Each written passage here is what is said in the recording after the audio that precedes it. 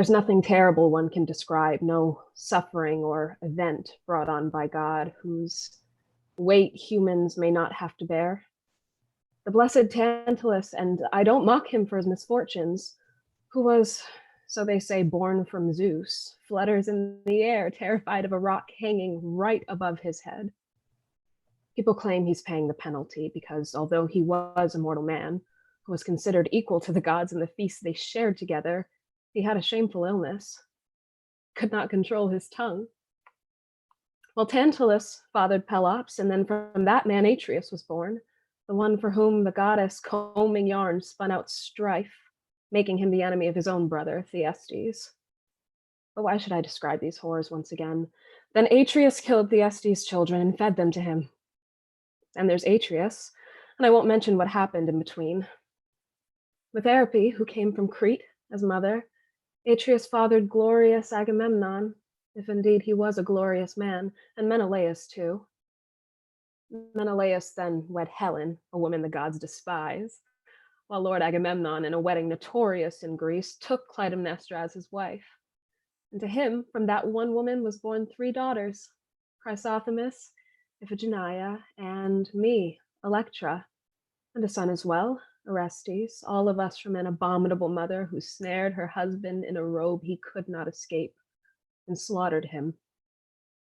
It's not appropriate for a young girl to talk of why she did it, so I leave the matter indistinct for people to consider. Why should one accuse Phoebus of injustice, even though he did persuade Orestes to strike down the mother who had given birth to him, an act which did not earn him a good name in all men's eyes? Still, he obeyed the god and killed her, and I helped with the murder too, doing as much as any woman could, and Pylades assisted us as well. After that, poor Orestes grew so ill, infected with a savage, wasting sickness, he's collapsed in bed and lies there, driven into fits of madness by his mother's blood. I'm ashamed to name those goddesses, the Eumenides who keep driving him through terrible ordeals. It's the 6th day since our mother perished in that slaughter, and her body was purified in the fire. And in that time, he's not swallowed any food or washed his skin. He stays wrapped up in a cloak. And when his body does find relief and his mind clears from the disease, he weeps. At other times, he leaps up out of bed and bolts like a colt released from harness. Argos has proclaimed that no one should shelter us, receive us by their hearths, or speak to us since we killed our mother. This very day will be decisive. The Argive city will cast its vote whether the 2 of us must be stoned to death or have our throats cut with a sharpened sword. We do have one hope we won't die. The fact that Menelaus has reached this land from Troy, his flotilla now fills up the harbor at Nauplia, where he rides at anchor by the headlands after wandering for so long at random. But as for Helen, who caused such grieving, he sent her on ahead to our own house, waiting until night, in case anyone whose children died at Troy might see her. She went strolling there by day, and injured her by starting to throw stones. She's inside now, weeping for her sister and the troubles which have struck her family. Though she suffers, she has some consolation. Hermione, the daughter she left at home when she sailed off to Troy, whom Menelaus brought from Sparta and gave to my mother to bring up, is a great joy and helps her forget her troubles. I keep watching all the roads for the moment I can see Menelaus coming. Unless he saves us, we don't have much strength to ride this out. A house plagued with bad luck has no defense. Hello. Thank you for joining us for this reading of Euripides Orestes. I'm Joel Christensen from Brandeis University and the Center for Hellenic Studies. And this series is brought to you by the Center for Hellenic Studies, the Cosmos Society, and Out of Chaos Theater. Today I'm joined by some excellent actors like Tabatha Gayle, who just read the part of Electra. In addition, we have Richard Neale, Tim Delap and Evie Miller, Martin K. Lewis, Robert Matney, and Paul O'Mahony, who's also involved in choosing the actors and putting on the plays. We've also got great help with scene selection and dramaturgy from Emma Pauley, and our special guest today is Claire Catenaccio from Georgetown University, who will be talking about what makes this play special. Already, though, from the beginning of this play, I think we can see how it is different. It sets a different tone. And to ancient audiences, this might have jumped out from the beginning. For those of you who don't know exactly where we are after the Trojan War.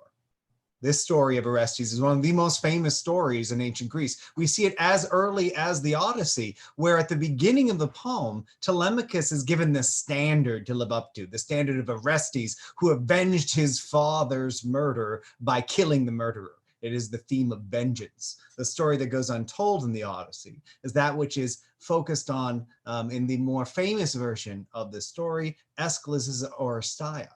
In the second play of that story, Orestes comes home and he's left with the choice of killing his mother, of completing a cycle of vengeance that Apollo is pushing him to complete because his mother kills his father. In the third play of that sequence, we're given this amazing etiology for trial by jury and the importance of human institution when Orestes goes on trial at Athens. In that play too, we find Agamemnon's son beset by madness and cursed in these two elemental choices. Was he to let his father's murderer go unpunished when his father's murderer was his mother? So that's a famous tale everybody knows. But in 408 BCE, near the end of the Peloponnesian War, when things for Athens looked pretty dire, Euripides put a very different version of this play on stage. In this one, Orestes has already killed his mother, and he is beset by a sickness, a wasting sickness that recalls Philoctetes in Sophocles' play that we read earlier. And his sister Electra is a major part of the play. She shared the deed with him and the punishment. But the crisis we get at the beginning is a political one. And it's not about the creation of institutions and about trial by jury. It's about whether or not the citizens of Argos are going to continue the cycle of vengeance and exact blood from Orestes and his sister. But you have to buckle up because the story is not done yet. This is not, let's say, your father's Oresteia. Helen will make an appearance soon. And not just Helen, but Menelaus. And there are additional surprises to come. In the intermediary scene, Helen shows up and she's here to make a sacrifice at the grave of her sister Clytemnestra. And so Electra speaks to her, is surprised. And Helen says, well, I can't do it. I'd be ashamed. I'd be ashamed to go out and be seen by people sacrificing at the grave of my sister. So Hermione, her daughter, comes too. And Electra is understandably confused, just as the audience is, before the chorus comes in for the next scene, followed by Orestes and Electra again. How is he? Give us a report, dear friend. What shall I say has happened to him? What's ailing him? He's still breathing, feeble groans. What are you saying? The poor man. You'll kill him if you distract his eyes while he's still enjoying the sweet gifts of sleep. Pitiful man, suffering for those hateful acts inspired by a god. Yes, it's pitiful. An unjust god uttered unjust things in what he decreed. When Loxias from Themis' tripod passed his sentence, the unnatural murder of my mother. You see, his body's moving in his robes. You wretch, you forced him to wake up with your chatter. No, I think he's sleeping. Won't you just go away? Leave the house, retrace your steps, and stop the shuffling. He's asleep.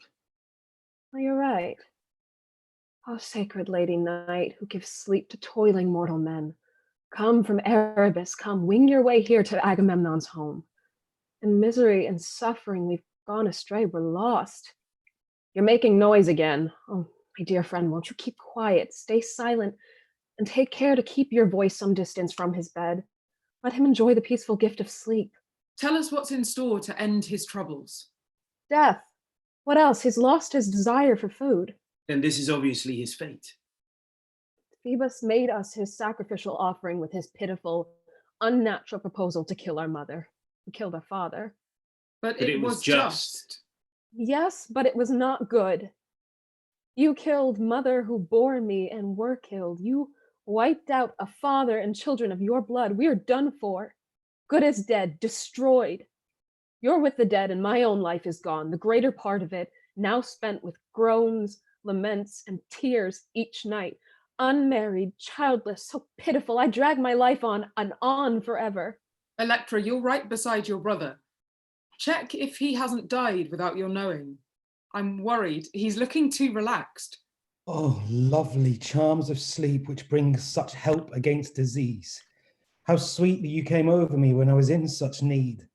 Sacred oblivion who removes all troubles, how wise you are for those who suffer from misfortune, a goddess worth invoking in their prayers. But where did I come from to arrive here? How did I reach this place? I can't recall. I've lost all my earlier recollections. Dearest one, how happy it made me feel when you fell into that sleep.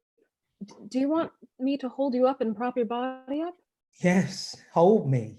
Give me some support and wipe the dried up foam from my sore mouth and eyes. There. It's sweet to be able to help out. I won't refuse to nurse my brother's limbs with a sister's hand. Support my side with yours and push the matted hair out of my face. My eyes aren't seeing very well. Oh, this filthy hair, your poor suffering head. So much time has passed since it's been washed. You look just like a savage. Put me back on the bed again. Once the madness leaves, I'm exhausted. There's no strength in my limbs. There you are. A sick man loves his bed, a painful place, but still it's necessary. Sit me up again. Turn my body round. The sick are helpless. That's why they're hard to please. Would you like to have me put your feet down on the ground? You haven't tried to walk for some time now. A change is always pleasant. Yes, do that. It's better if I look as if I'm well, even though that's far from being true. Now, my dear brother, listen to me while the air and yes, let your mind stay clear. You've got some news. If it's good, you'll help me. If harmful, I've had enough misfortune. Menelaus has come, your father's brother. His ships are now anchored at Noplia. What are you saying? Has he just arrived to be a light to save us from these troubles, yours and mine, a man of our own family with a sense of gratitude to father? He's come, you can trust what I'm telling you, and he's brought Helen from the walls of Troy. He'd be someone to envy even more if he'd managed to survive all by himself. By bringing back his wife, he's coming here with all kinds of trouble. Yes, Tyndareus fathered a race of notorious daughters, dishonored throughout Greece. Well, make sure you're different, not like those evil women. You can be, but don't just say it. You have to feel it. Alas, brother, your eyes are growing wild. In an instant, you've gone mad again, and just now you were thinking clearly. Mother, I'm begging you, don't threaten me. Not those young snake girls with their bloodshot eyes. They're here. They're closing in to jump on me. Poor suffering wretch, stay still there on your couch. You think you see them clearly, but it's nothing. There's nothing there for you to see. Oh, Phoebus, they're killing me. Those dreadful goddesses, the fierce-eyed, bitch-faced priestesses of hell. I'll not let go. I'll keep my arms around and stop you writhing in this painful fit. Let go! You're one of those furies of mine grabbing me around the waist to throw me deep into Tartarus. I feel so wretched. What help can I get when the gods' power is ranged against us? Give me my horn-tipped bow, Apollo's gift. He said I should use it to defend myself against these goddesses if they frighten me with bouts of madness. One of those divine women will get hurt by a human hand if she doesn't move out of my sight. Are you paying attention? Don't you see the feathered arrows speeding far from my shooting bow, huh? Why are you waiting then? Use your wings and soar into the upper air and blame Apollo's oracles, but wait a moment. Why am I raving and gasping for air? Where have I jumped? Out of bed. After the storm, I see calm water once again. Sister, why wrap your head in your dress and cry? I'm ashamed to make you share my suffering, to bring distress to an unmarried girl with the sickness of mine. Don't pine away because of my misfortunes. Yeah, it's true. You agreed to do it, but I'm the one who shed our mother's blood. I blame Apollo, who set me up to carry out the act which was profane. His words encouraged me, but not his actions. And I think my father, if I'd looked him in the eye and asked him if I should kill my mother, would have made many appeals to me, reaching for my chin, not to shove my sword into the neck of the woman who'd given birth to me. Since he would not return into the light and I'd be wretched, suffering ills like these. So now, sister, take that veil off your head and stop your crying, even though our plight is desperate. See, when you see me in a fit, you must reduce the harsh, destructive parts inside my mind and soothe me. When you groan, I must be beside you and comfort you with my advice. When people are close friends, it's a noble thing to offer help like that. But now, you poor girl, go inside the house. Lie down and let your sleepless eyelids rest. Have some food to eat and wash your body. For if you leave me or catch some illness by sitting here with me, then I'm done for. You're the only help of God. As you see, all the others have abandoned me. I won't leave. I choose to live here with you, even to die. The choice remains the same. If you die, what will I, a woman, do? How will I be saved all on my own, without a brother, father, or my friends? Still, I must do it if you think it's right. But set your body back down on the bed and don't fret too much about the terror, the agony that drives you from your bed. Lie still here on the couch, for even if you're not really sick, but you think you're ill, that still makes people tired and confused. So that last line, I think, is one of many in the play that we'll maybe talk about later that really resonate with our current times, both for what's going on physically, but also sort of psychically in our nation. One of the things that we haven't been able to do a lot in these presentations is think about the sound of the language and the feeling. We had Timothy Moore read some last week, and Claire, you're here and you're going to read some of that first chorus to us, where Electra is bemoaning their fate. Yes, I was going to read some of the lines that Tabatha started us off with, where she's invoking the goddess night to come and bring sleep over Orestes' eyes. So it starts at line 173 in the Greek. And I'll just read it first and then make a few remarks about it. Leges eo, potnia nux, hypnodotera ton, polyponon broton, erebothen ithi mole catapteros, ton agamemnonion epidomon. Hupogaralgeon hupotesumforas di oikometha. Ktupone gaget, uhi siga fulas somenas stomanos, ana keladon apalechios, hesu con hupnu karin parexes fila. So the reason I wanted to read some of it is because I think we often forget that Greek tragedy is really musical theater, and that this play in particular and Euripides in particular were famous in antiquity for their musical innovations, their beauty of song and dance on the stage. And so Electra and the chorus here start off this scene singing in alternation. So my second point is that that's actually kind of humorous, and humor or black comedy is another thing we might want to talk about with this play. So it's a little bit funny that in this crisis of Orestes' health, the chorus is tiptoeing on, 15 different dancers tiptoeing on stage, asking whether the patient is well or sick, while Electra is desperately trying to shush them so they don't accidentally wake him up. And we'll see some elements of that play between comedy and tragedy later on in the play also. All right. She's shushing them. Meanwhile, she's breaking into an aria. Exactly. And that relationship that Electra establishes with the chorus, which I think came out really beautifully in the reading, is going to be important later, because she has this delicate sympathy with the enslaved women of the house, who are going to have to back her up later when they come up with a plan to kidnap and kill Helen of Troy. So the alliance between Electra and the chorus that we hear being forged through song in this opening speech is going to have to be there for the rest of the play so that she could really depend on it as one of the main actors. I think it's really important that you emphasize that and emphasize the character of Electra to start, because this play starts us out in somewhat familiar ground, right? We have a suffering Orestes, we have an Electra who's close with him, so the last of the Atriids working together. But it takes a somewhat drastic turn, as you've already anticipated. So we get this opening beginning, and we think we are in an area we understand, and we're about to take a big leap. So I'll summarize quickly before we get to the next scene. So after Orestes speaks here, the chorus sings to the Furies and Zeus, trying to make sense of Orestes' suffering, right? If the gods wanted him to do something, why is he punished for what the gods wanted him to do? And this is always a traditional sort of foundational crisis of Orestes. Menelaus then comes on stage and tells how he heard about his brother's death. Right? Menelaus is shocked by his nephew's condition, in addition to the traditional pollution in the city, and that's the pollution of killing someone who's related to you.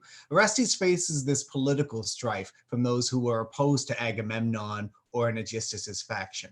And this is one of those things that really cuts to the political heart of not just the Oresteia, but Euripides' time. And perhaps later we can talk about that. So Orestes here is facing a vote to be executed by the citizens.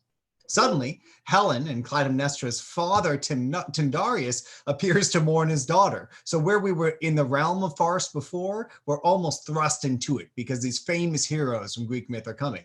So Tyndareus shows up and he argues against Menelaus' defense of Orestes. He should have exiled his mother, not killed her.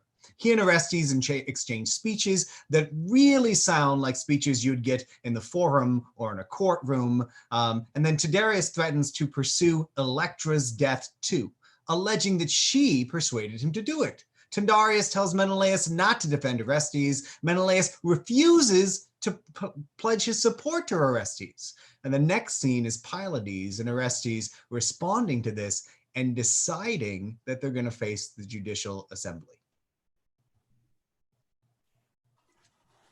I've come through the city, and I had to move quickly once I heard and clearly witnessed for myself the crowds of citizens gathering there against you and your sister so they can kill you both without delay. What's going on? How are you? What are you doing? Of people my own age, friends and relatives, you are my favorite. You're all of those things to me. Done for? Those few words make clear to you all my troubles. Then you must do away with me as well. Friends share things in common. Menelaus is the worst of men to me and my sister. It's natural enough that any man with a bad wife should grow bad himself. His coming here was as much help to me as if he hadn't come. So it's true then, that he's arrived and landed here. He took a while, but in no time at all revealed he was an enemy to his friends. That wife of his, the nastiest of women, did he bring her on his ship? No, not him. She's the one who brought him here. Where is she? That one woman who destroyed all those Achaeans. She's in my house, if it's right to call it mine. What did you say to your father's brother? Oh, not to just look on while the townsfolk killed me and my sister. By the gods, how did he respond to you? That I'd like to know. Oh, he was very cautious, the way false friends behave with families. What sort of excuses did he offer? Once I know that, I'll understand it all. The man arrived, the one who has produced those splendid daughters. Ah, you mean Tyndareus. And I suppose he was all worked up at you for his daughter's sake? Yes, you have that right. And Menelaus preferred family ties with him instead of with my father. So when he was here, he lacked the courage to share your troubles. That man wasn't born a warrior. He's brave among the women. So you're in the gravest danger and must die? The citizens will cast their vote on us about the murder. What must the vote decide? Tell me. I'm growing fearful. For life or death. I mean, it's not something that takes much time to say, though it involves something that lasts forever. Leave the palace now. Flee with your sister. Do you not see how we are both being watched, surrounded by armed soldiers? I noticed. Streets in town blocked off by men with weapons. We're physically hemmed in, like a city by its enemies. You must ask me now how I am doing, for I too am quite destroyed. By whom? This would add further disasters to the one I face. Strophius, my father, has banished me. He was so furious, he sent me from the house. What's the charge he's leveling against you? Something private, or is it one of the townsfolk share? He claims it was an unholy sacrilege to help you murder your own mother. Oh, that's bad news. It seems what's hurting me is harming you as well. It's something I'll just have to bear. I'll not act like Menelaus. But are you not afraid Argos will want to kill you, just like me? I'm not theirs to punish. I'm from Focus. The mob is nasty when it has leaders bent on doing wrong. But when it's controlled by decent men, the decisions they make are always good. All right. We must think this through, working together. What must we do? What if I went and told the citizens that what you did was just? I sought revenge for my father's sake. They might be happy to seize you on the spot. Am I to crouch here and die without a word? That's cowardly. Then what should I do? If you stayed here, would you have a way of being rescued? No, I don't have anything. And if you left, is there some hope you might be saved? Perhaps. There might be. That's better than staying here then. All right, I'll go. At least that way, if you die, you'll die more nobly. You're right. That way I won't die a coward. More than staying here. And what I did was right. Make sure you pray. That's how it looks to them. And someone there might pity me. Yes, your noble birth is a great asset. Being so upset at my father's death. All that's easy to perceive. I have to go. It's not a manly thing to die a shameful death. I agree with you. Should we tell my sister? By the gods, no. Oh, there'd certainly be tears. That would be a serious omen. Yeah, it's clear it's better to say nothing. And you'll save time. I still have one problem. What now? Are you talking something new? I'm worried the goddesses will stop me with this madness. But I'll take care of you. It's unpleasant looking after someone sick. Not to me. Not when I'm looking after you. Be careful you don't start my madness. Don't worry over that. You won't hold back? It's a great evil to hold back with friends. Then you, pilot of my steps, let's go now. That's a service I'm glad to undertake. And lead me to my father's tomb. Why there? So I may appeal to him to save me. That's the righteous thing to do. May I not glimpse the memorial to my mother? No, not that. She was your enemy, but you must hurry. The vote of the Argives cast may catch you first. Lean your side that's weakened by disease against my side, so I can carry you through town. I won't be worrying about the crowds or feeling any sense of shame. But how can I show I'm a friend of yours if I don't help when you face great troubles? That's the point. Make sure you get good comrades and not just relatives. A man may be from somewhere else, but if he bonds with you in how to act, then he's a better friend than 1,000 members of one's family. One of the things I really appreciate about this scene is it highlights some of Euripides' talent as a poet, as a playwright, and that he identifies what seems ridiculous or almost too much about a story or a myth, and takes it right to the edge of that, and then brings it back and makes you believe in it. Right. So in some earlier versions, Pylades and Orestes can be melodramatic. You can't take them seriously. But here we start out with something similar, and then we get this close relationship between these friends supporting each other in a dire time, almost forgetting the strangeness of the story that we're in. After Pylades and Orestes leave the stage, the chorus enters and laments the history of the house of Atreus again, before recapping the murder and the response to the murder of Clytemnestra. Electra returns to the stage looking for her brother. A messenger comes in to report on the assembly and reports that they voted to convict Orestes and Electra, and confirmed that he should take his own life and his sister's. The chorus and Electra lament together until Orestes and Pylades return. Did that coward Menelaus, the one who betrayed my father, not speak out on your behalf, making some attempt to stop you being killed? Not at all. He didn't even show his face. His hopes were on the scepter, so he was careful not to have the members of his family. But come, now, as we move on to our deaths, let's act bravely in a way that's worthy of Agamemnon. So I, for my part, will show the city I am nobly born when I push the sword into my liver. You, in turn, must watch my courage. Pylades, you must supervise our deaths. When we are dead, dress our bodies properly, carry them to our father's burial mound, and bury us together. So farewell. I'm on my way to do it, as you see. Well, there's first something I blame you for, if you believe I'd want to go on living after you were dead. But why is that you should die with me? You're asking that. How can I live without you as my friend? You didn't kill your mother, as I did to my misfortune. I acted with you. For that, I should have to suffer something. Surrender your body to your father. Don't die with me. You still have a city. I do not. You have your father's house and the safety of great wealth. You failed to marry my poor sister, as I promised, out of a sense of our companionship. But you must take another marriage bed and have children. The family bonds we had no longer hold you with, and no longer hold with you and me. Be happy, beloved face of my great friend. For us that is impossible, but you can be. We dead lack any sources of delight. How far you are from understanding what my intentions are. May fruitful earth refuse to take my blood and the bright sky my spirit if ever I betrayed you. If I let myself go free and leave you, I did the murder too. I don't deny it. And I planned all those things for which you now are paying the penalty. And so I must go to my death along with you and her. Since I consented to the marriage, I consider her my wife. What would I say if I ever came to the land of Delphi and reached the high citadel of Focus? If I'd been your friend before your troubles, but was no longer any friend of yours now, you're in this distress. I can't do that. I'm involved in this as well. Since we'll die, let's see if we can find a way together to make Menelaus miserable as well.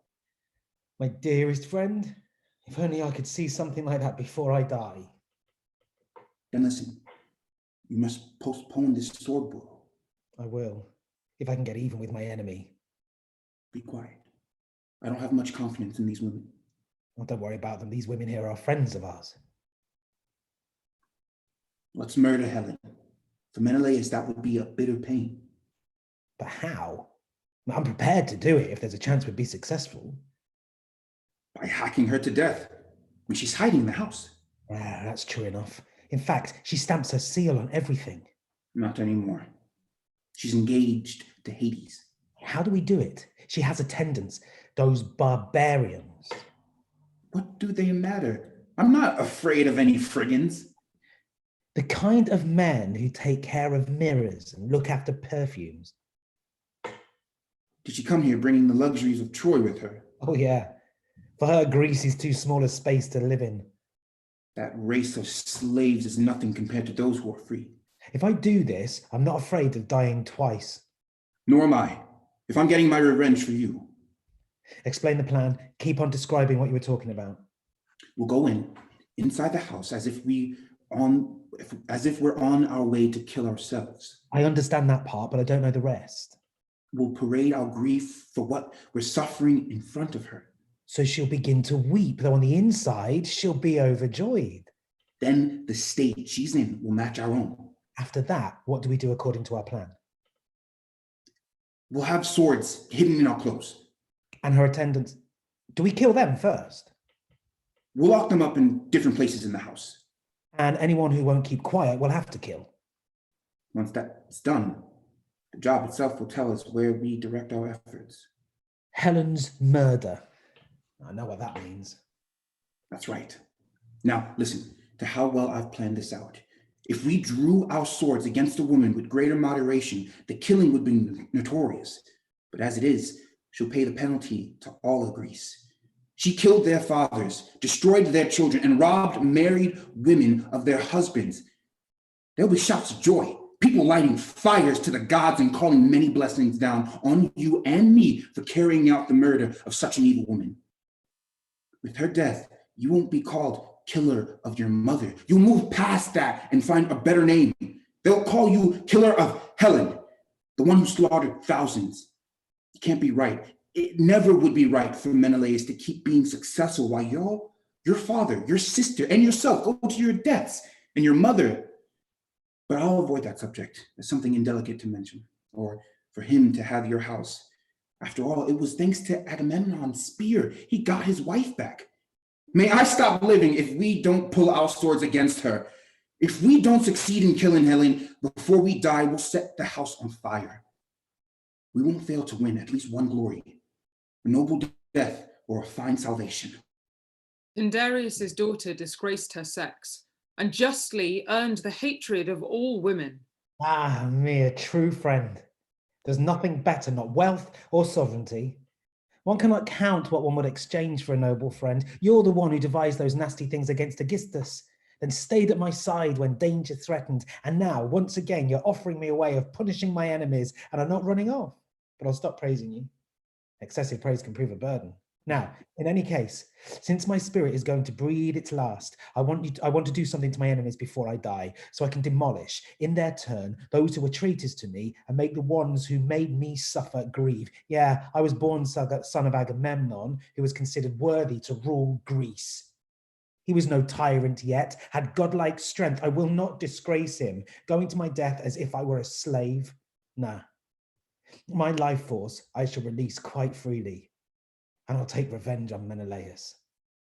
If we could get just one thing, we could get lucky. Some way to save ourselves despite all expectations might fall our way from somewhere so we'd kill and not get killed ourselves, and I pray for that. It's sweet to talk about what I desire in words with wings which cheer my spirit and don't cost anything.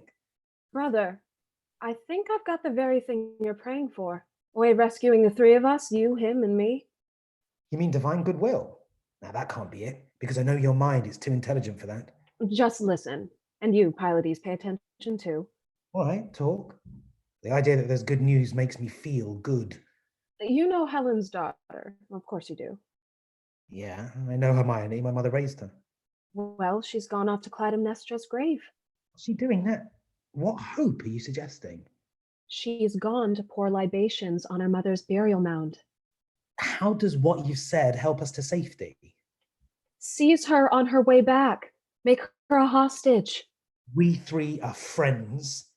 So what remedy are you suggesting for us? Once Helen's dead, if Menelaus tries to do something to you, or him, or me, for this friendship unites us all as one, tell him you'll kill Hermione. You must pull out your sword and hold it here, across the young girl's throat. Once Menelaus sees Helen collapsed in her own blood, if he tries to save you, because he doesn't want the girl to die, then let her father have Hermione back. But if his passions get the best of him and he seeks your death, cut the young girl's neck. I think he'll put on quite a show at first, but soon enough, his temper will calm down. He's not a bold, courageous man by nature. That's the defense I have to rescue us. That's it. I'm finished. You got a man's heart, though your body shows that you're a woman. How much more you deserve to stay alive than die? Pylades, it would be bad luck if you should lose a woman like Electra. But if you live, you'll be a happy man to share her marriage bed.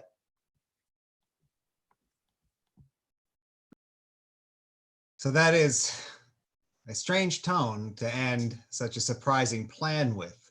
And it only sort of prefaces the strangeness of that's to come. So as you see, Pylades and Orestes decide to follow Electra's plan to abduct Hermione. Orestes all along seems pushed not by the will of the gods here, but by the will of his sister and his best friend, who were to have married each other, just as Orestes is destined to marry Hermione.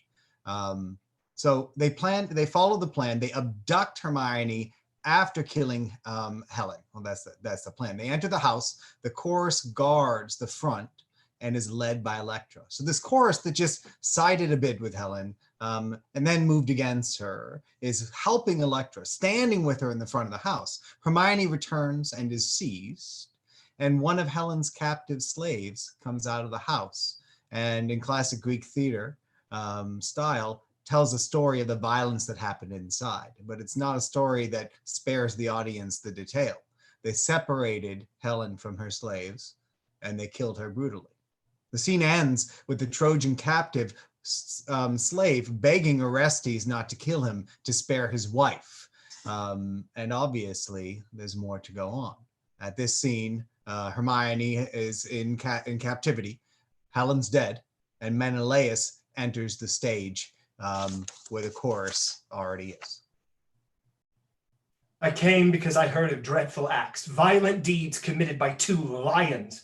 I don't call them men. I was told my wife did not die, but has gone and disappeared. An idle rumor which some fool deluded by his fear reported to me. It's a trick made up by that man who killed his mother. Ridiculous. Someone open up the house. I'm telling my escort to break in the doors so I may rescue my own child, at least, from the hands of those blood-stained murderers and take back my poor, unfortunate wife. Those who killed my consort must die with her. My own hands will kill them. You, down there, keep your hands off those door bolts. I mean you, Menelaus, you who exalt yourself with impudence. I'll break this parapet. The wall was made by masons long ago, and smash your head in with a coping stone. The bolts are fastened down with metal rods. They'll check your eagerness to bring help fast and stop you gaining access to the house.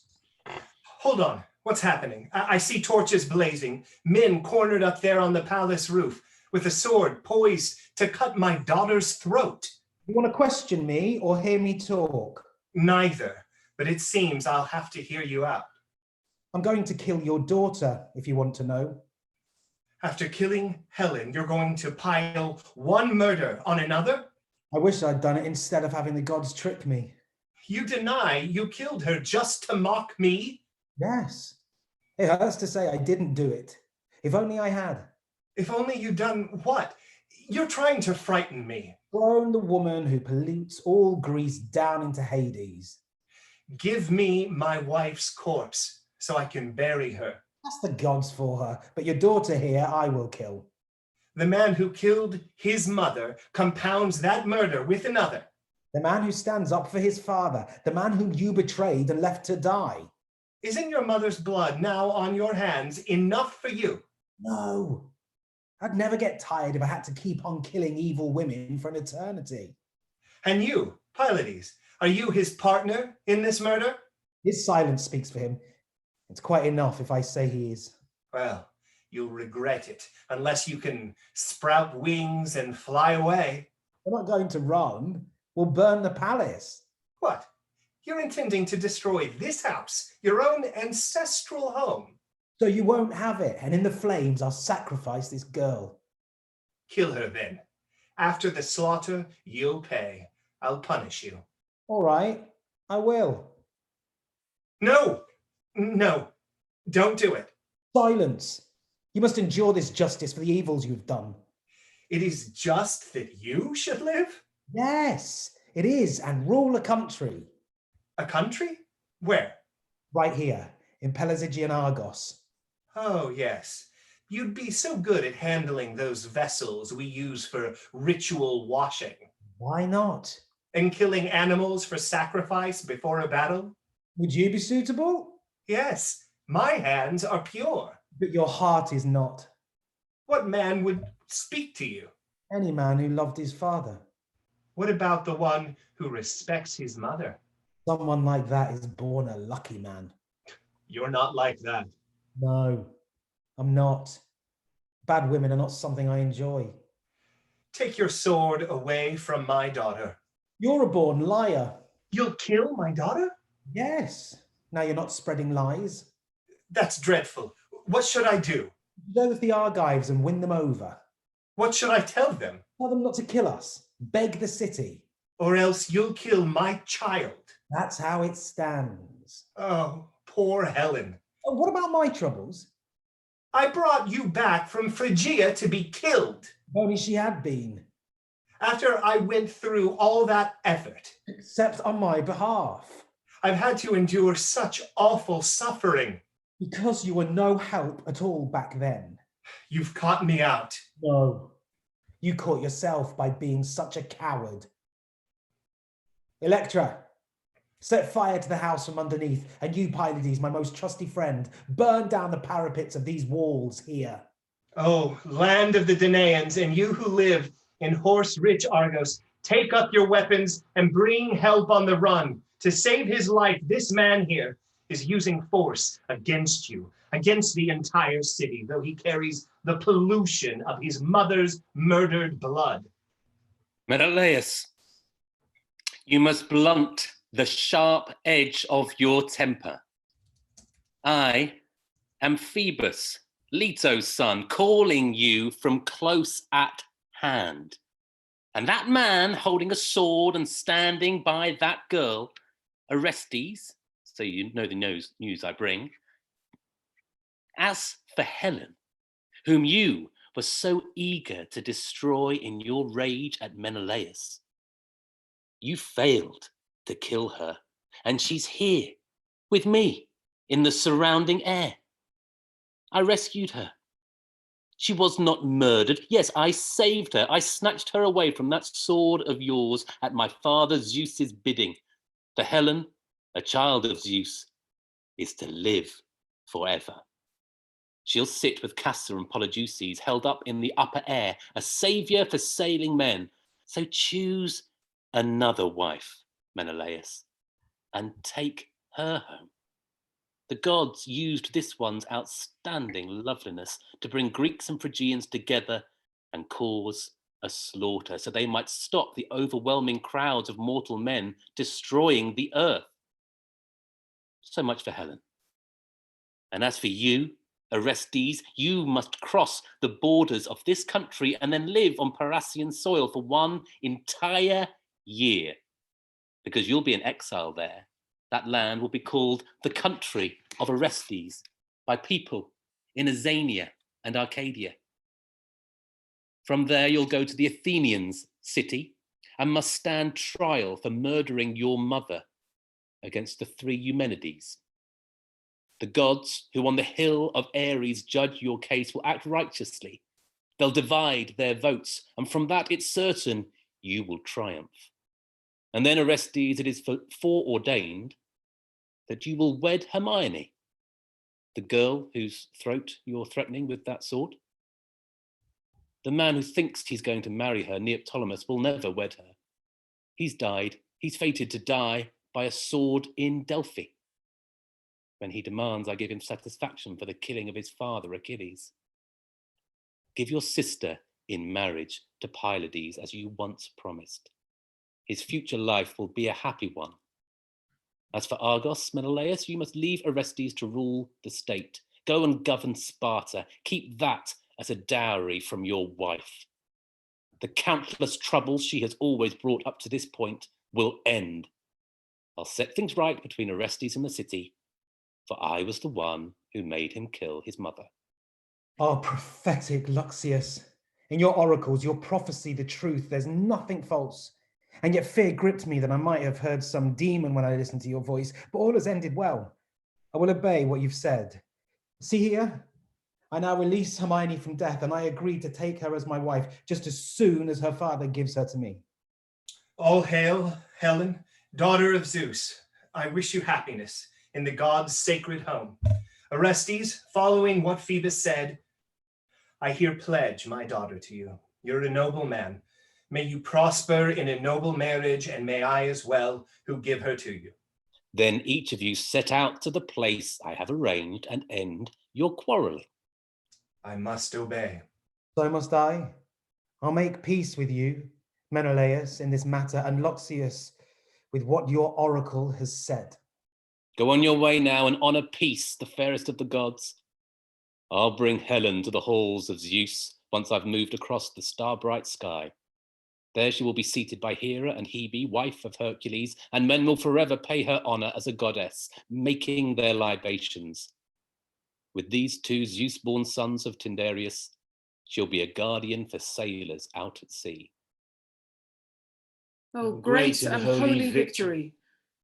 May you take possession of my life and never cease to crown me with your garlands. Thank you, Apollo, for setting everything right and making it all make sense in the end.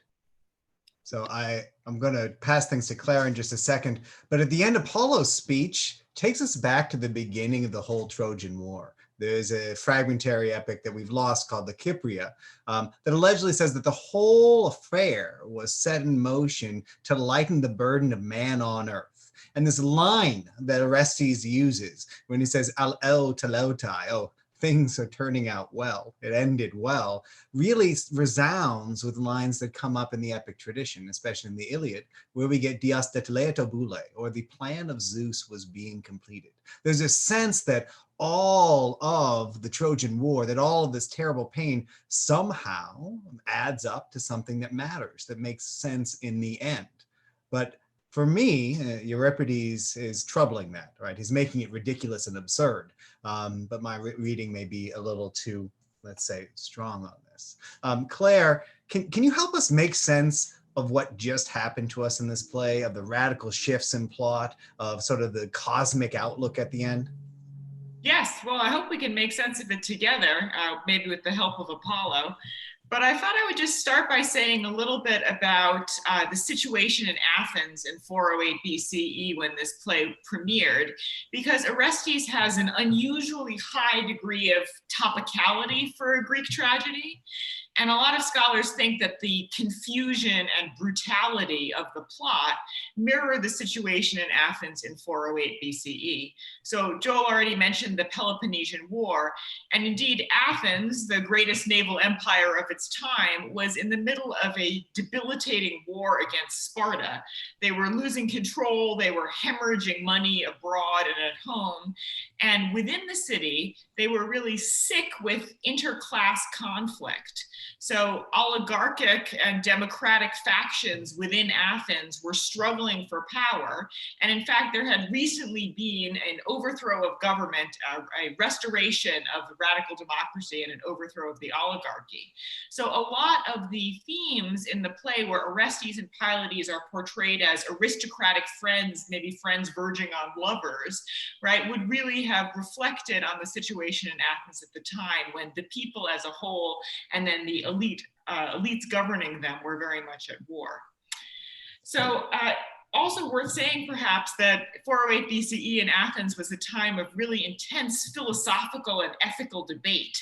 So Socrates, who was going to die in 399 BCE, was almost certainly at the premiere of Orestes. We in fact have a later anecdote from Cicero that Socrates applauded out loud after Electra said her first two lines, those opening lines about how brutal human misfortune can be. So in this kind of melting pot of external war, internal factionalism and strife, and constant debate about what constituted moral responsibility, Orestes really seems to be responding to that chaos. So, I mean, what I love about that, the context that it gives, is it shows, I think, how responsive ancient storytelling is to the needs of the time and the context, right? Claire, and I'm sure some others here, Paul, we've probably had similar experiences in teaching myth and ancient narrative, where people think there's one story, right? There's an authoritative account. And Orestes and the way his stories adapt in each context really helps us to show how the specific narrative can be an index for the concerns and problems of a time. Right. And this, I mean, so let me ask you another question. So one of the things that people talk about when it comes to Euripides is his portrayal of women. Right. And I'd like to move to some of the actors for this, but we get Electra, who I think Tabatha plays really well. So an understated, calm, really deliberate character. And then we get this choice to murder Helen. Right. And I think some of you might know Euripides is criticized in Scholia and ancient literature for being a misogynist, for making women look bad. Claire, how do you make sense of women in this play, right? Or is this even a question we should be asking of this portrayal of the Orestes narrative? I think it's a great question to ask of the Orestes narrative. And it's true that Euripides was criticized in antiquity for being a misogynist. But at the same time, of the three Greek tragedians, I would say he's the one who gives women the most stage time, the most interesting, complex public voice. So Electra has a huge role in this play. Not only does she have a lot of lines, she has musical numbers, but she's also really the driver of the whole plot. Orestes and Pylades are just taking her direction by the end of it. So we really see a woman's agency in this play in a way that, you know, we see earlier in Greek tragedy, like in the Oresteia, but we really get to experience the whole unfolding narrative with Electra. And if this play is kind of fan fiction for the Oresteia, it's fan fiction that very much puts Electra at the center. So we get Helen in the play, and we get this decision to murder her, which is pretty brutal, and probably should have a content warning come with it, right? And Claire, I agree that I think Euripides probably is criticized because he makes women human. Right? There's this idea that you should have women as objects and not real agents in ancient Greek literature. And his women come fully fleshed in a way, I think, that some others don't. Right? If we were to do a comparison between Electra and Sophocles' Antigone, I think we could see some essential differences. But I mean, if we look at this from the point of view of the audience and their reflection on what myth has done in their world, what storytelling does, what do you make of the choice, this sort of rapid, enthusiastic choice to just often kill Helen? Yeah, I mean, they have the three principles there very casually decide on an act of murder and domestic terrorism, right? And they take over the palace, and Orestes has the absolute gall to say that he's fit to rule, right? He's not just trying to save his own skin. He actually expects that at the end of this, he's going to be king of Argos. He's going to get Menelaus to agree to a transfer of power. So we actually see human beings acting so badly that a god has to come in and completely reverse the human situation. So often in Greek plays, a god will come in at the end to sort of set things right, but only in a few cases does the god totally 180-degree reverse what's come before, right? The humans acting in their own selfish interests have gotten themselves into such a place of murder, suspicion, anarchy, fire, burning down the whole palace, that Apollo has to come in and really just halt them. So one of the things we've talked about in some of the other plays is this act of the Deus Ex Machina, right? How it, in some ways, acts like an aporia at the end of a Platonic dialogue, where it says something went wrong, we have to go back and try it again, right? You know, in modern parlance, we're hitting the reset button on the entire game, right? But I wonder, Claire, and this is where I would love to hear more from you about it. We get to the end of this play where Euripides has flirted with completely rewriting the epic tradition. And the mythical tragic tradition. And Apollo comes back on stage, hits the reset button, and then it's over. Like, what kind of impact do you think it had on the audience? You mentioned Socrates applauding. What's behind his applause? Well, I think that Apollo's epiphany at the end really pulls the rug out from under you in a lot of ways, because the audience has watched these three main characters struggling over the course of the play to figure things out, and then all of a sudden they're set in these very prescribed mythological destinies. You know, you will get married and you also will get married. It's like the ending of a Jane Austen novel, but it's completely incommensurate with the way that these people have been acting and relating to each other over the course of the play. So there's, I think, a huge degree of irony and discomfort that comes with Apollo's epiphany, where you're left feeling that this divine solution is deeply uncomfortable for the behavior and morality of the humans that we've seen on the stage. Yeah, I mean, and then so earlier we talked about the end of the Odyssey and other poems and plays that end with these types of moments. And the problem is that you're left with the question, right? Could we even return to sort of that preset mythical narrative, and what would it mean? Now, to move out a bit to some of the actors, Tabatha, I'd like to start with you. When you read Electra and her lines and what she did in the play, how did you find yourself identifying with her? Or how did you inhabit that character? What were you sort of thinking in her terms? Hello, can you hear me? Yeah. Oh, okay. I think a lot of Greek characters, I've played a couple different ones, from Andromache to Antigone in the past, and especially within like plays like this and plays with female characters who have gone through the ringer. She's very much just at the bottom. She has someone that she's sharing it with, and just that feeling of like being completely, being completely destroyed, but still having someone to take care of. I feel like we can all relate to that, especially today, like in today's society, having to deal with your own feelings and having to deal with, you know, your own world falling apart and still trying to prop someone up, as Electra says. And so that was my personal way in. Women have an interesting role in a lot of different plays, but especially here, in that, you know, they're still expected to mother and to nurture, to care for, even when, you know, they're experiencing the same things as characters as Orestes, you know, was experiencing. There's still that duty to be a caretaker. So I really identified with that. Thank you. And what I loved about what you brought to the character is sort of the depth and real intelligence that I think Electra definitely isn't given in, say, the Aeschylean version, right? Where she's just sort of there to flesh out the story. I like what you said about a character, though, who's at the bottom, right? Because one of the things I think about, if we think about the Athenians in 408, I think we're talking about people who are traumatized, right? We're talking about people who've been at war, who've been through a plague, and who have a social memory of little more than war and suffering.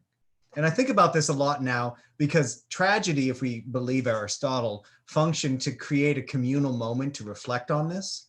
And modern sociologists and psychologists write about the importance of the communalization of grief, right? The way we use a common narrative to work through it and to share out the pain and the burdens. So I guess for other actors, when you were going through this play, did you have that sense of a people traumatized, right? Of people at their end? Or did you bring something else emotionally to it? I guess I'll start with Martin on this one. Hey.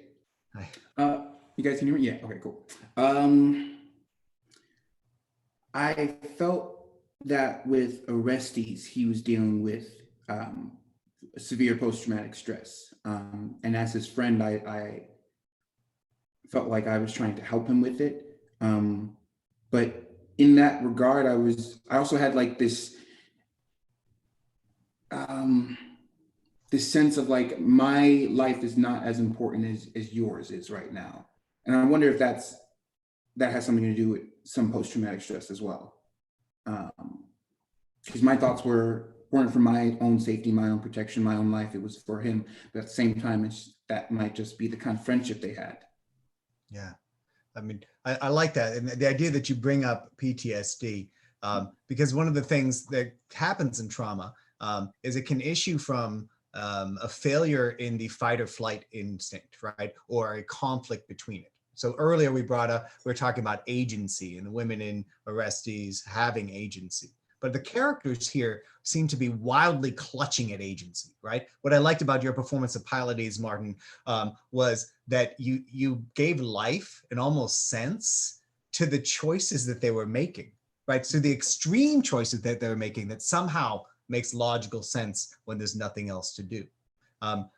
Orestes, Richard Neale, when you were thinking through this, I mean, so your Orestes in this performance is very different from some of your other figures. I think back to when you were Pentheus, right? When you made that transition from the angry Pentheus to the more lusty one. What was going on in your mind when you were playing Orestes? It seems to me that he bounces quite a lot and he's quite easily, he's desperately in need, but easily encouraged by somebody else's choice or somebody else's advice. But there seems to be a real fight and bounce in him and a kind of robustness. And it's a desire to stay alive or to be on top and to honor his father and do the right thing. But he just doesn't really come up with any ideas of his own. It doesn't seem, he seems really easily led and it's just like, yeah, let's do it. And I think there's a bombastness in that. You know, there's a puppy dog quality to it of chasing around what the next kind of bone is, maybe. But it's fun. There's also that real arrogant vitriol over Menelaus at the end as well. Even him being up high and looking down and stuff. But also just this brilliant. As soon as Apollo speaks, he's just like, yeah, that's fine, yeah, that's fine. I'll do what Apollo says. So I just found all those things quite fun, really. He seems quite on the surface, quite forward. Well, I think in part that may be a function of the fact that Orestes is a paradigmatic character, right? For him, there's sort of the least movement possible of all the characters, right? Electra is more of a blank slate. Pylades plays this weird sort of, pilot role. And then, I'm glad you bring up Menelaus. Robert, what's it like to play the first and most famous cuckold of all time? What was it like to inhabit the character of Menelaus? A real joy. It was really interesting to dig in. He seems to be an even mixture of petulance and arrogance. He kind of comes in, it seems to me, with some sense of his own power, quite a lot of commanding. His servants need to open things for him. But then he's a bit of a one-trick rhetorical pony. He does keep writing after that murder of the mother point, and he repeats it 7 or 8 times, and it doesn't seem to move the needle any of the times. And he's, I think, a bit whiny. So I find him an interesting mixture of power and cowardice. I think he proves true to what Pylades, I think it's Pylades, says of him earlier, that when faced with kind of direct conflict, he's going to back down. But his language indicates that he thinks that he's in a commanding position. And I certainly find his final moments intriguing. It sounds to me a little bit like Shylock at the very end, after the required or the commanded forced conversion and the giving up of various goods. I think Shylock's second to last line is "I am content," and I think that Menelaus's line is something similar. So I think he clearly does not love the quandary that he's put in at the end and is not permitted to say much safely about it. I don't know. All that's a long-winded way of saying he's a complex, nuanced, whiny, arrogant, petulant character, and I loved reading him. So, and what I love about what all of you actors are bringing to this is when I read him, he's almost always a function of the myth classes I teach, or sort of comparing him to Homer, because that's what I do. But you guys really flesh him out and help me in your performance see that Euripides is really trying to give these characters individual identities, if that's possible. Now, that's not an always easy thing to achieve with the chorus. So Tim and Evie this week, you teamed up, trying to be the chorus a little bit. How is that different from some of your individual performances? Yeah, I mean, obviously pretty different. We spent a lot of time together in the last few weeks, so speaking at the same time didn't feel as odd as perhaps it might have a month ago. But there is something really fascinating, I think, about the idea of the mass mentality as compared to the individual kind of movement within that. Is it that you find an individual voice that kind of operates within what the city feels and what the pack feels? It felt, we kind of discussed it beforehand, it felt important to try and find individual voices within the chorus. And I'm not sure how true at all that would have been to the original telling. I suppose it's harder maybe if you're singing together, but we didn't have time to prepare that, unfortunately.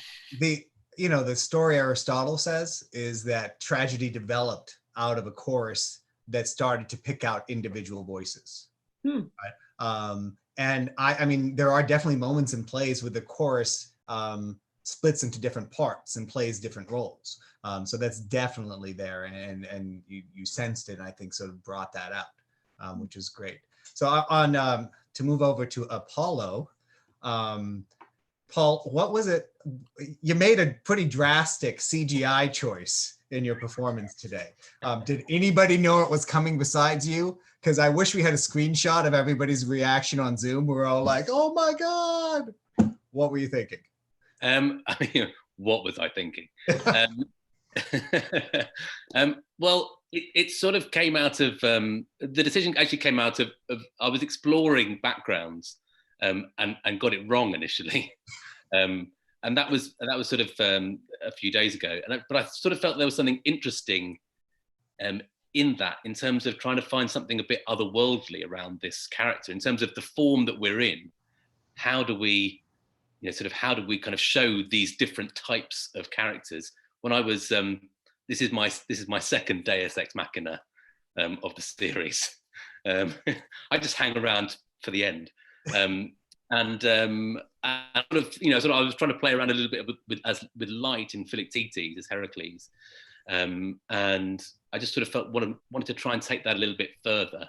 And I was just sort of playing around with kind of different ways of doing that, and kind of being a bit sort of a bit eerie in a way as well, because I think there is something so extraordinary about this ending, because it just feels to me that there's, if we're talking about sort of the political situation of 408 in Athens, no Apollo is going to turn up. It sort of feels like the play's got to such an impossible point that Apollo has to turn up. And Athens has got to an impossible point as well, but there is no Apollo to suddenly sort of go, okay, everyone, I've got the perfect solution, sit down, and I'm going to talk you through it. And I felt that there's something kind of very, very different about this character, and I wanted to try and find some sort of way to do that. I mean, we probably don't want to dwell on the message that no one's coming to save you, but I think that it's important to help us understand what's going on with Euripides and perhaps some of our own genres. So I want to get back to Claire and then ask Emma about this, about what is going on in Euripides. So we talked about the ridiculousness of the action, but I think part of what's happening with the characters is they do anything because nothing they do seems to matter. Right? I think we can look around at our own world politically and the choices people are making, the views we're affiliating with, and seeing that we lose a sense of control over the world. Some of us act out in ways that are inexplicable. And what comes to my mind, Claire, I don't know if you ever think of this when you work in Euripides, is years ago I used to compare Euripidean work to, say, the movies of Jerry Bruckheimer, right? Just all action. But I don't think that anymore. I think more of some of the later movies of Quentin Tarantino, right? This sort of revenge fantasies where we have figures who've been oppressed, who've lost things in lives that can never be replaced, and then just sort of inexplicable, endless violence. So what kind of reception do you think these scenes would have had on the Athenian stage? And what do you think the impact is? Why are they filled with this type of violence and fantasy? That's a great question. I think they probably then, as now, would have been extremely polarizing for the people watching them in their first audiences. So Euripides famously did not win very many first prizes in antiquity, but he was an incredibly popular playwright, and they kept choosing him to compete over and over and over again. So even from that tiny anecdote, we get the sense that people really wanted to hear what he had to say and what he had composed and what spectacle he was going to put on the stage, but they didn't like hearing it. He was telling them a truth and an entertainment that they found very difficult to digest. And shortly after this play, we know that Euripides actually left Athens, people say in disgust, and moved up to the then growing power of Macedon, which is actually where he died and where he was when he wrote the Bacchae, a play you have recently revisited. So Orestes in some ways seems to be Euripides throwing up his hands at the whole situation that you're describing, of people acting violently with no moral compass and just constrained completely by these little sort of hamster-like patterns that they get themselves into. So I think it was a difficult and polarizing play then. So, and thank you for that. I think I like the idea that it's polarizing, right? And that people keep returning to it because it says something that they want to hear, but maybe don't fully want to. Emma, when you were choosing some of the scenes and thinking about this play, were you thinking about the violence and the action? Because you definitely picked some of the moments where they chose, let's say, the worst path rather than an easier one. And you're still on mute. Okay. Yeah, no, hi. Yeah, no, the thinking was very much to kind of root us in mapping this kind of almost Pinky in the Brain level of decision making that these characters are going through. The kind of triad of Orestes, Pylades, and Electra, and the way that they kind of bounce off of each other and the way that they interact with each other and fuel each other's mania and fuel each other's desperation. It seems like there's this very interesting echo chamber that happens in between those three characters, that it's this, again, everyone is at the bottom, everyone is in this place of like despair and hopelessness and desperation, and that it just increases and increases and ricochets off of each other. And I wanted to choose scenes that would reflect that, and also choose scenes that would really center that echo chamber. The other thing is that balance of Black comedy that Claire and a few others have brought up, to really, highlight the absurdity, but the absurdity coupled with that earnestness of emotion that we see, especially in Electra, and that earnestness of grief and suffering that we see in Electra, and how that fuels this. Yeah, it is very Tarantino. This kind of, my immediate action movie reference for the end is Die Hard, for whatever reason, but this very action movie standoff at the end, and I wanted to very much have a coherent map of how we got there. because it's not like it comes out of complete left field. Like and the map of that decision making is really what led to the scene selection. So thank you. And I mean, so again, to go back to the decisions that motivate violence, you mentioned Die Hard. To me, the violence in a movie like Die Hard makes sense, and then where things get deadly though are, say, Inglourious Bastards, where yeah, we all want to talk about killing Nazis, that's awesome, but when you face up to the actual level of bloodshed, right, and the loss of humanity that you get in the process, it's a little startling. So as we close today, I want to go around to everyone again and ask another question. One of the things I've really enjoyed from this process is hearing people talk about the plays for whom it's one of the first experiences, or for whom the perspective is very different. We've talked about how these plays sort of respond to our times and our experiences. I, just to be straight out, found this one really troubling. Right? I've been walking around all week just thinking about, like, they just kill Helen. It's like no big deal.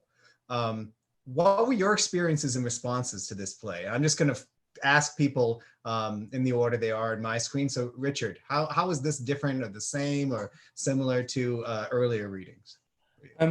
I quite like how this one's quite straight to the point, and I quite like it. I'm quite a simple, straight kind of person, so I quite like the straightforwardness of it, actually. And I also, as an actor and a director, really enjoy embracing the blood, okay. and that moment of that's pumping through people's veins. I find it really exciting. I think I found this the most exciting. I'm sure it would be. Robert, did you feel this excitement, or what was your relationship to the blood? My relationship to the blood? Yeah, no, sorry, moving from Richard to Robert. Oh, I see, sorry. Yeah, I mean, you know, Menelaus comes in and is horrified by it, by what has happened and the threat of more. So I found it disturbing, putting myself in the shoes of Menelaus, but it did feel to me to fit into my generally received notion about Greek tragedy. So it kind of fit into the groove of what I expected as the character in playing it. It felt a bit horrifying. And I mean, I guess I can understand that. I think I keep wanting tragedy to be more, you know, Antigone's Ode to Man, sort of deep philosophical reflections, not straight up murder. But the world can't be what I want it to be. So Tabatha, when you started talking about it, I think you really gave us some good insight into Electra as a character. How is reading this play during our current events resonate with you? In my mind, it's that there's always a reason behind every action, like be it positive or negative, be it disgusting and, I don't know, reprehensible. It's like it's always founded by some sort of, what's the right word, some sort of perverted need or perverted justice, sense of justice. And it's as human as it gets. It continues a theme that goes through a bunch of Greek plays, in that everything is justifiable in some way. And that, I feel like that is a line that could come straight out of the newscast of the day. And that's pretty powerful. Emma, we're going to go back to you again, just briefly. So this whole concept of justness and rightness, at one point in the play, it says, you know, it's just, but it isn't right. You know, what does that kind of thing mean to you? Or does this play speak to you in a way that others had not? This play has always been not on the fringes of my kind of knowledge of tragedy. I've read it a few times. It's always been bonkers to me. But in a very kind of rewarding way, in a very kind of adrenaline rush way. And I think the way that it responds to the Oresteia and the way that it seems to, it does have that slight, as Claire said, it does have that slight vibe of fan fiction of, yes, I see what you've done, Aeschylus, but here's my spin, here's my riff, here's my kind of deliberate unpicking or subversion of choices that you've made. And I think especially in regard to that justice and rightness dichotomy that we explore in this play, of really taking decisions that are upheld in the Oresteia and giving them this really kind of cynical twist, giving them this really kind of dark, stark way of looking at it. And I'm never quite sure whether it's a send up or not an attack, but maybe a revision. And I'm always curious as to why that happens. But yeah, thank you. No, thank you. Tim and Evie, I haven't said this before. One of the things I like is seeing you work off of each other in the interpretation and reactions to the plays, because you do build off of each other with it. How was this different? You've talked before, Tim and Evie both, about how the plays have really spoken to you in this period of isolation. Did this one speak to, and was the voice different? I think, playing the chorus was really interesting. And I think in terms of sort of the relevance now, I was seeing them, I sort of feel that they are the voice, they are the voice of the people. And I think a lot of us are feeling at the moment, we have a lot of questions in our head about what our leaders are doing and what's going on, and we want to know these answers. And I felt like the chorus is kind of playing that role in this play. They're sort of driving the action forward, and they're asking these questions. There's a lot of whys and wherefores and what's going on. And so I just kind of felt that was interesting as a sort of modern point of contact. That resonated with me. Yeah, definitely. I was really struck by the sudden murder of Helen. It feels incredible that you have this huge story arc that takes us to Troy for a decade and then home and destroys families and gives us heroes, and then she's dead. It's done. A total futility of the whole thing. I was really struck by that. I didn't know this one well. It's crazy. So Martin, you are, I don't know if everybody knows, you're in Brooklyn, right? You're in essentially a battle zone. But not actually the craziest place in the US right now. How has being where you are shaped the way you now read a play like this? It definitely helps provide an escape, because Brooklyn, New York in general is the epicenter. It was the epicenter of the epicenter. So there's a sense of lockdown.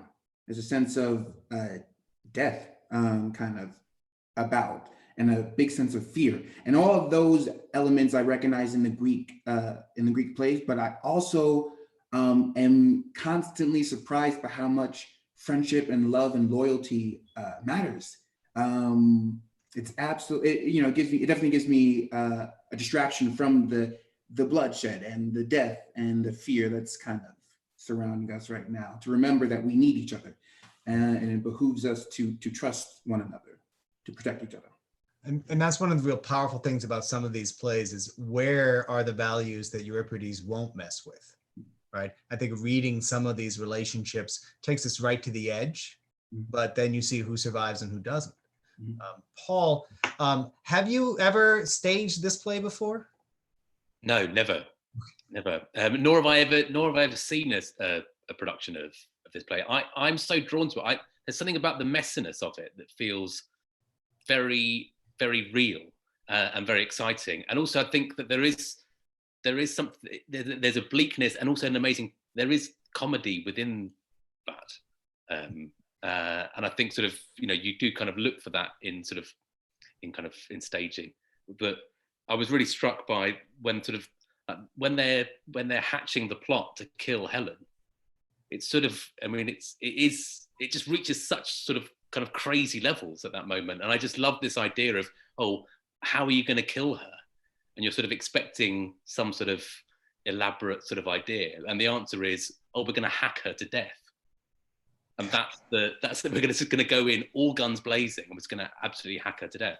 And I just find something, there's something kind of really wonderful about sort of that messiness, and I think the sort of the humor of that as well, that kind of pervades the text. Right, and conspiracy theories are popular in our time and in all times, but I think this play speaks to the fact that most people are too incompetent and too much of braggarts to actually coordinate anything other than just bald murder like that. Claire, so you sort of have a last comment about this play. Is this a play you've worked on a lot, or one that's sort of a hobby to you? And what else would you want someone to know about it? Well, I've worked on it a bunch. So I directed it twice now, including once in Greek. But I had a slightly different reaction to it today, I think conditioned just by the last couple of months of current events. So one of the things I wanted to say is that Aeschylus's Oresteia premiered in 458 BCE, so exactly 50 years before Euripides came out with his Orestes. And it very much seems to me that Euripides was doing a deliberate rewriting half a century later of what was even then the canonical work of Greek tragedy. And he seems to me to be asking, okay, 50 years of human history later, can Orestes make a different choice? Can he make a better choice? Can they act in a better way?